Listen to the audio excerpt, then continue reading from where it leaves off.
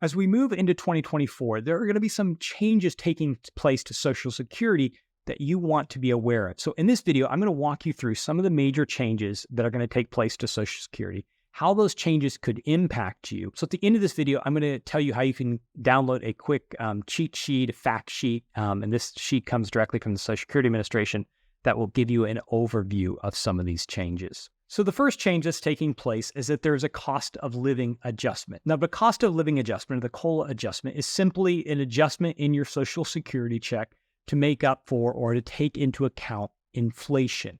In 2024, the 66.7 million Social Security beneficiaries will receive a 3.2% increase in their Social Security check. Now, compared to the average annual benefit bump of 2.6% over the past 20 years, a 3.2% increase is above average.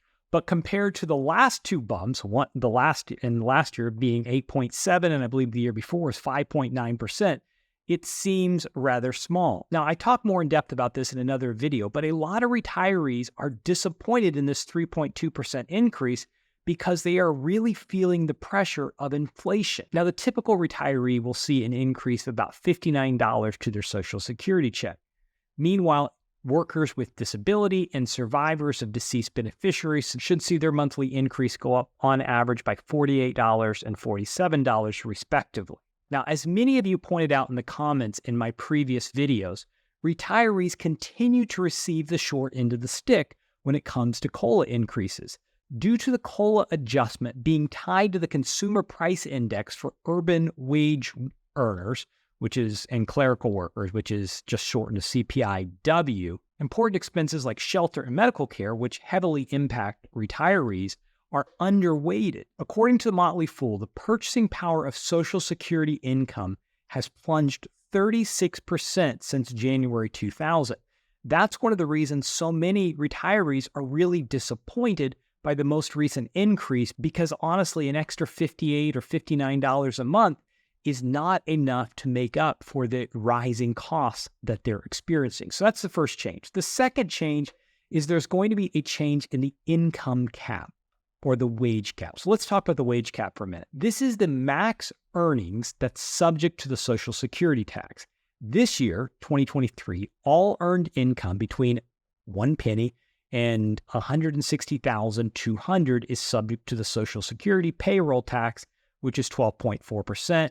And it's split between the employer and the employee. Earned income up above that upper bound, known as the maximum taxable earning cap, is exempt from payroll tax. So you only pay this payroll tax and the Social Security tax on the first $160,200.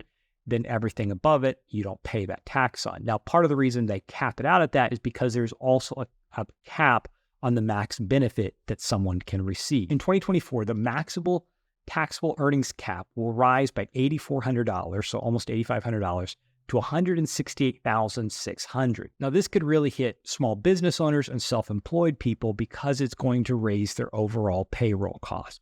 But it can also help retirees in the future because it's going to, and this leads to the next point, the next change, there's going to be a larger payout. The top amount of money you can earn at your full retirement age or at age 70 is going to be increased as well. So while there was an increase in the payroll tax, the max amount that you can earn on Social Security, the maximum monthly payout also has been increased.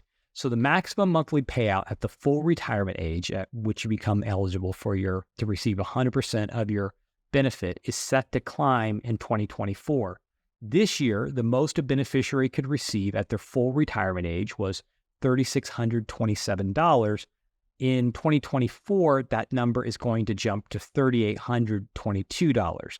And then, of course, if you wait till age 70, you can receive a bit more than that as well. So it's almost a $200 a month boost on the high end, about $195.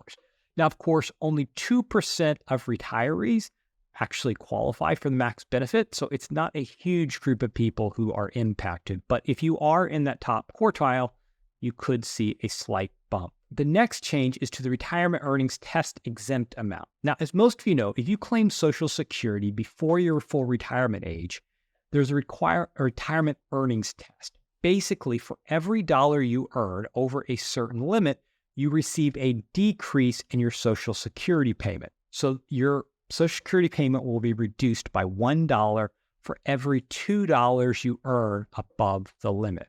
For 2024, that number has been raised to $22,320, which is about a $1,000 increase. So you can make almost $1,800 a month without it impacting your Social Security payment. Now, this is particularly important if you're working a part-time job, because now you can earn just a bit more without it impacting your Social Security payment. Now, the final impact that's going to happen in 2024 is that most likely, or there is a high likelihood that you could see a larger percentage of your Social Security benefit subject to tax.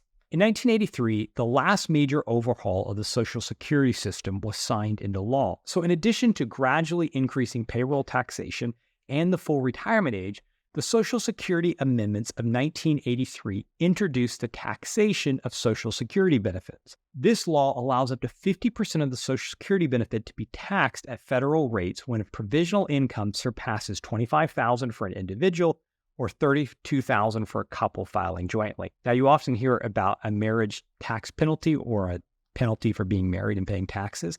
For most people, there isn't a marriage penalty, but for retirees, there is a slight marriage penalty. Because if you had two single individuals living together, they could each earn $25,000 for a total of $50,000 before their Social Security benefit was going to be subject to tax. Whereas if they're married filing jointly, it's significantly under that. But then in 1993, so that was in the mid-1980s, in 1993, a second taxation tier was added. Single filers whose provisional income tops $34,000 or couples whose provisional income tops $44,000, and it would take in another entire video. I'll link to a video at the end where I talk about this more in depth to explain what's provisional income and how this gets calculated. But above $44,000 can see up to 85% of their Social Security benefit subject to tax. Now, here's the problem.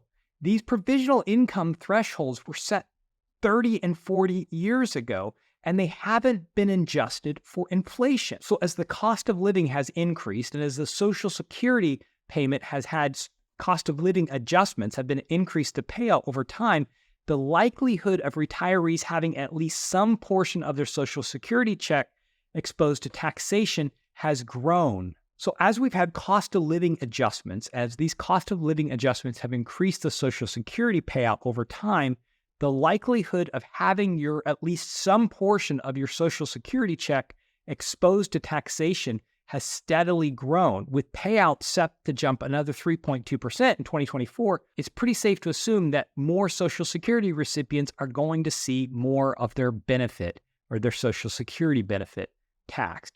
This is why, just a side note, this is why financial planning is so important, because it can allow you to make moves now which will make less of your Social Security income subject to federal tax. So in the notes, in the show notes, I'm going to put a link that will allow you to download a quick guide or a fact sheet. And this is actually straight from the Social Security Administration that goes over some of these new numbers. And it'll compare a lot of the numbers to 2023 and the adjusted numbers for 2024. So you can go ahead and download that. And finally, if you're trying to avoid paying more taxes on your Social Security or paying more taxes in retirement, go ahead and watch this video where I break down how benefits are taxed and what you can do to avoid it.